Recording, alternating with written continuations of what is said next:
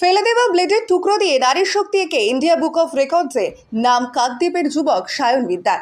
ব্যবহারের পর আবর্জনা স্তূপে ফেলে দেওয়া ব্লেডের টুকরো দিয়ে তৈরি শিল্পকলা এবার ইন্ডিয়া বুক অফ রেকর্ডসে জায়গা পেল।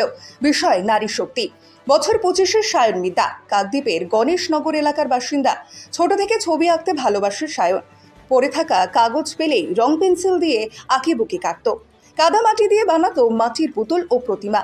অন্যদিকে বারবারই ফেলে দেওয়া জিনিসপত্র দিয়ে কিছু না কিছু বানিয়ে ফেলে সায়ন।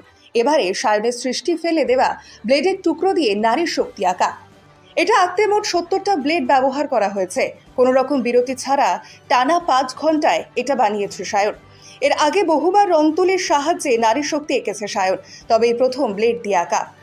অভাবের সংসারে পিসির আর্থিক সহযোগিতায় আঁকা শিখেছে সায়ন। সায়ন ছোট থেকেই পিসির কাছেই মানুষ। বর্তমানে এলাকার কচিকাচাদের বিনামূল্যে আঁকা শেখায় সায়ন। সায়ন চায় তার আঁকা